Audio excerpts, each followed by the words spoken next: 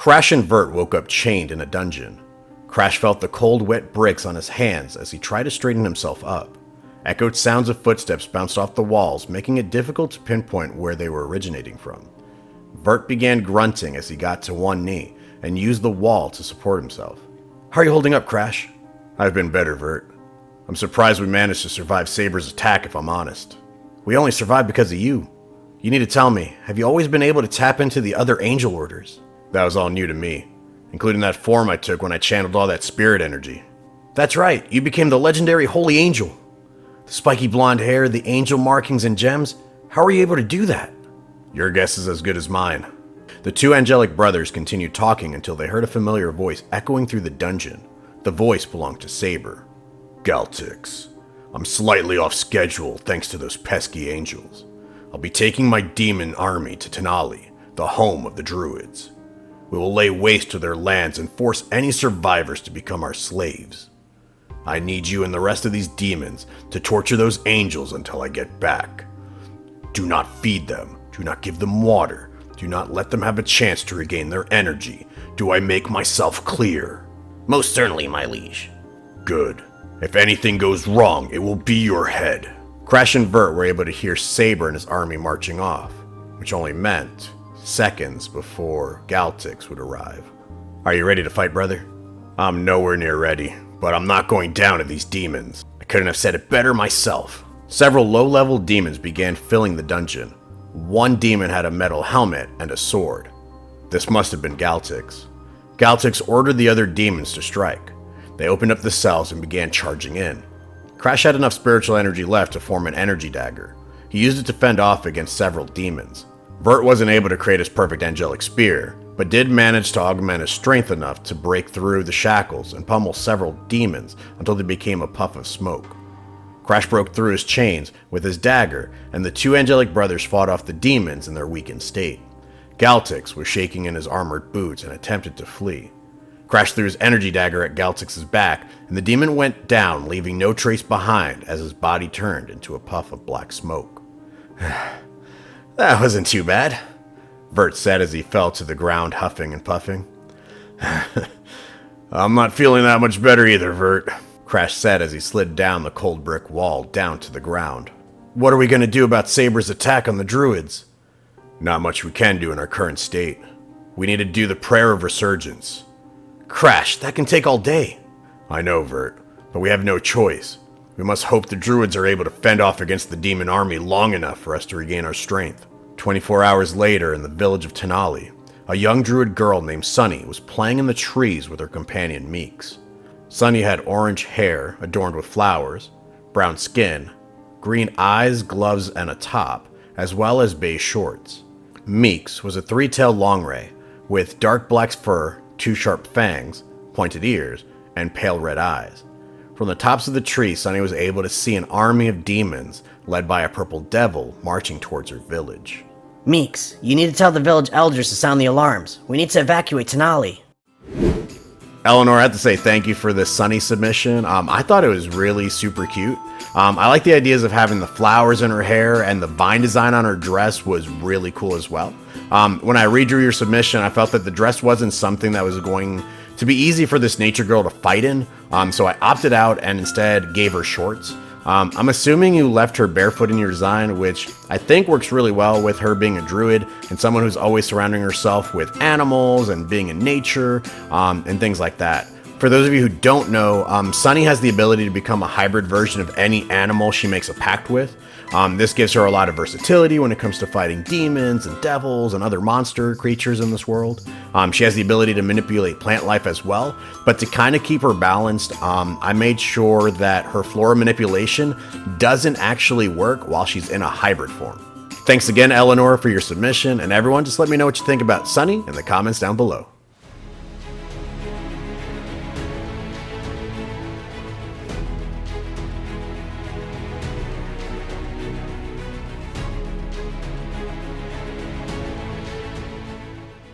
Many of the druids were able to escape with their lives before the demon army arrived at town. This was all thanks to Sunny.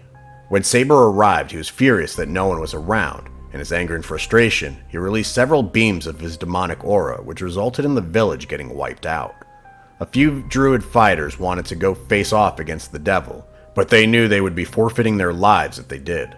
The villagers ended up separating and headed off into 3 different directions in hopes that they could find refuge in another village and potentially find help against the rising threat. Sunny and Meeks decided to stay back, hidden in the trees and out of sight, so they could keep a close eye on the demon army. Although there were no villagers in this village, Saber knew this wasn't a total loss. He left some of his army behind in case any of them decided to return. He took the rest of his army to march off into the neighboring villages and cities. If he couldn't make the druids join his slave labor force, then he was going to increase the number of casualties in the surrounding area until the citizens of those villages willingly joined him. A week later, Saber and his army found themselves just outside the city of Harrimore. It was a city that was well known for educating wizards and witches. In this town, there was a student of one of the most esteemed magic universities. Her name is Mana. She is of the elf race and possesses a rather rare magic, light construct magic. Mana is able to manipulate photons in the surrounding area and make them physical. She bends and shapes these photons however she wishes. Mana was leaving the university when she saw a copper-skinned barefoot girl and a young Longray running into the courtyard screaming for help. Please, someone, help! Miss, what seems to trouble you? Perhaps I can assist.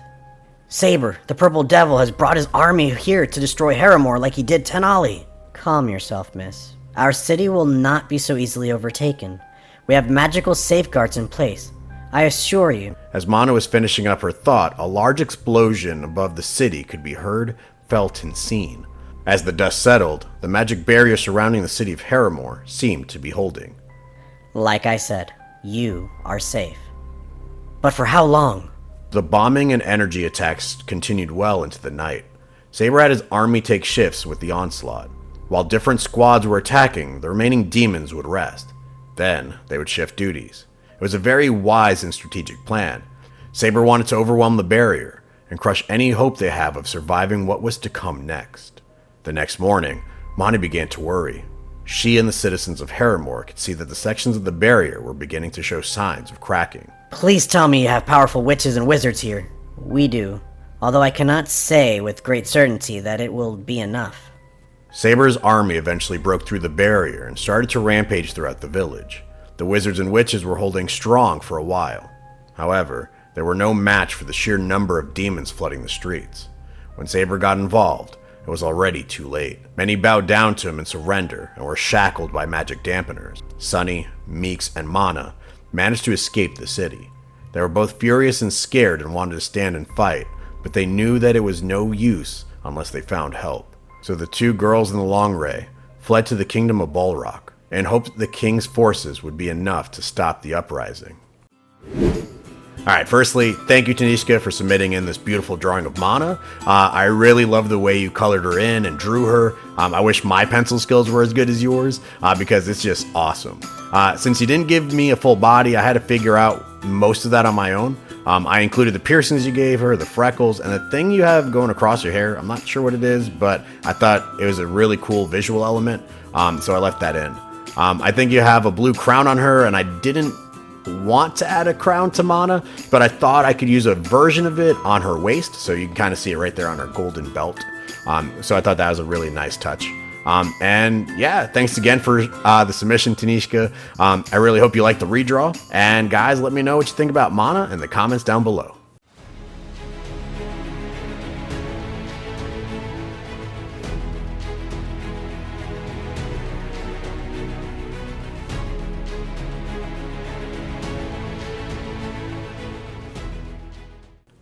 Victory never tasted so sweet, Saber said to himself proudly as he looked at the chained wizards and witches he had defeated just days earlier. A low-level demon approached Saber to let him know that their scouts caught a few citizens escaping and heading in the direction of Balrock. That would ruin my plans if that fortified kingdom were to know what happened here. Tell X7 to eliminate the filth. The demon did as he was commanded. He went over to one of the cargo trucks and climbed in through the back. Inside the truck was a metallic box with 2 buttons on it. The demon clicked the button on the right, and the box opened, revealing a blue and gold android. The android has large shoulder plates with the insignia X and 7 on each plate. It has a large golden X with the insignia 7 on its chest plate. The android was long and had a head with 3 red scopes of varying sizes. The android began to rise and made its way out of the metallic box. "What are Saber's orders, demon?" After being given Saber's orders, X7 went to track down the escapees. Meanwhile, back at Saber's castle, Crash was finishing up the Song of Resurgence, a lower order angel ability used to heal other angels. "That should do it, Vert. We should both be at 100%. Thanks, brother. Now let's go help those druids."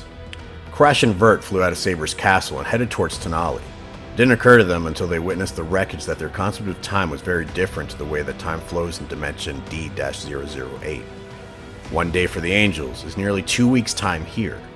Crash and Vert avoided the troops left behind by Saber as they stealthily landed nearby the village. "We're too late. What did that monster do?" "No use getting emotional, Vert. I think I can track Saber." "How?" "There's a lot of residual emotional energy here. I can reach out to it using my empathic abilities. If you can search their feelings, that must mean there were survivors, right? From what I'm sensing, it looks like all the villagers made it out in time. Let's not waste any more time. Let's fly."